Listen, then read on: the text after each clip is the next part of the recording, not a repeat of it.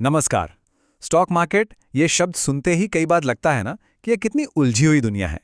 खैर, आज हम इसी दुनिया के कोड को क्रैक करने वाले हैं, खास तौर पे भारत के नए इन्वेस्टर्स के लिए। हम इसकी भाषा को इतना आसान बना देंगे कि सब कुछ समझ आने लगेगा। तो चलिए बिना देर किए शुरू करते हैं। अगर आपका जवाब हाँ है तो आप अकेले नहीं हैं। ये शब्द सुनने में बड़े भारी लगते हैं, लेकिन असल में ये मार्केट के कुछ सबसे बेसिक आइडियाज हैं। और फिक्र मत कीजिए, आज हम इन सभी को एक एक करके बिल्कुल साफ कर देंगे। इसे ऐसे समझिए कि ये मार्केट की भाषा सीखने के लिए हमारी पहली वोकैबुलरी लिस्ट है। एक बार ये कॉन्सेप्ट्स क्लियर हो गए ना, तो फिर आगे की हर बात ज्यादा आसानी से समझ आएगी। ठीक है, तो सबसे पहले बात करते हैं दिशा की। स्टॉक मार्केट में कोई भी ट्रेड हो, वो असल में दो ही दिशाओं पर एक दांव होता है, या तो ऊपर या नीचे। तो देखिए, मामला बड़ा सीधा है। जब कोई ट्रेडर कहता है कि वो किसी स्टॉक पर लॉन्ग जा रहा है, तो इसका सीधा मतलब है कि वो उस स्टॉक को खरीद रहा है। मान लीजिए रिलायंस का शेयर, इस उम्मीद में कि उसकी कीमत बढ़ेगी। और इसके ठीक उलट, शॉर्ट जाने का मतलब है कि ट्रेडर को लगता है कि स्टॉक की कीमत गिरेगी और वो इसी गिरावट से पैसा कमाना चाहता है। हाँ, ये सवाल अक्सर लोगों के मन में आता है। लॉन्ग जाना तो समझ आता है, सस्ते में खरीदो, महंगे में बेचो, पर कोई कीमत गिरने से पैसा कैसे बना सकता है? चलिए इस पूरी प्रक्रिया को स्टेप बाय स्टेप समझते हैं। इस प्रोसेस को शॉर्ट सेलिंग कहते हैं। सुनने में भले ही थोड़ा कॉम्प्लिकेटेड लगे, लेकिन होता यह है कि आप पहले अपने ब्रोकर से शेयर उधार लेते हैं, उन्हें मार्केट में बेच देते हैं, और फिर जब कीमत गिर जाती है तो उन्हें सस्ते में खरीदकर ब्रोकर को वापस कर देते हैं। और जो बीच का अंतर होता है वही आपका मुनाफा है। और हाँ, ये एक बहुत बहुत ज़रूरी चेतावनी है।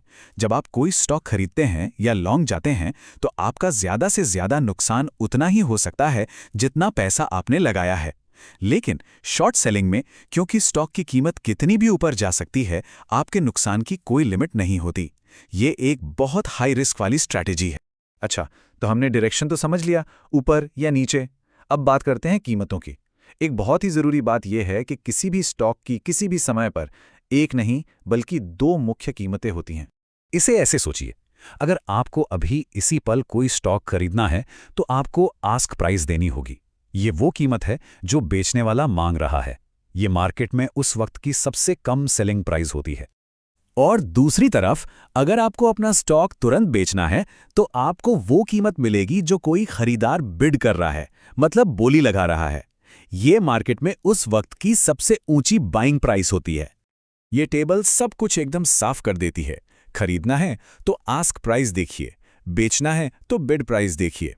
एक बात हमेशा ध्यान में रखिए, आस्क प्राइस हमेशा बिड प्राइस से थोड़ी सी ज्यादा होगी। जैसे इन्फोसिस को खरीदने के लिए आस्क प्राइस शायद 1500 रुपए हो, पर उसे तुरंत बेचने पर बिड प्राइस 1499 रुपए 80 पैसे मिल सकती है। और ये जो छोटा सा फर्क है ना, यही हमें हमारे अगले टॉपिक पर ले जाता है। जी हाँ, बिड और आस्क प्राइस के बीच का यही छोटा सा अंतर है हमारा अगला कॉन्सेप्ट, स्प्रेड। ये ट्रेडिंग की एक तरह की छिपी हुई लागत है। सीधे सीधे कहें तो ये खरीदने की कीमत और बेचने की कीमत के बीच का गैप है। ये मार्केट में हर एक स्टॉक के लिए हर समय मौजूद रहता है। ये एक सीधा सीधा खर्च है। सोचिए, अगर कोई एक स्टॉक खरीदकर अगले ही पल उसे बेच दे तो भी उसे इस स्प्रेड की वजह से एक छोटा सा नुकसान होगा। ये ट्रेडर की लागत है। ये उदाहरण देखिए, सब क्लियर हो जाएगा। मान लीजिए आस्क प्राइस है 1550 रुपए 50 पैसे और बिड प्राइस है 1550 रुपए 25 पैसे। तो इनके बीच का फर्क क्या हुआ? सिर्फ 25 पैसे। यही है स्प्रेड।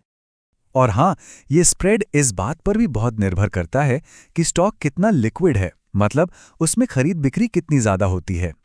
टीसीएस जैसी बड़ी पॉपुलर कंपनियों में हर समय खरीदने और बेचने वाले मौजूद होते हैं, इसलिए स्प्रेड बहुत कम, मतलब टाइट होता है। लेकिन जो छोटी कंपनियां हैं जिनके शेयर्स कम ट्रेड होते हैं, उनमें स्प्रेड ज़्यादा यानी वाइड हो सकता है, जिससे हर ट्रेड थोड़ा महंगा हो जाता है। तो हमने मार्केट की भाषा के 3 बड़े हिस्सों को समझ लिया है। चलिए एक बार फटाफट से दोहरा लेते हैं कि आज हमने क्या क्या सीखा। तो बस इन 4 बातों को याद रखना है। लॉन्ग या शॉर्ट आपकी ट्रेडिंग की दिशा है। बिड और आस्क आपके लेन देन की कीमतें हैं। स्प्रेड उस लेन देन की लागत है। और लिक्विडिटी, जैसे कि निफ्टी 50 के शेयरों में, ये तय करती है कि ये लागत कितनी कम या ज्यादा होगी।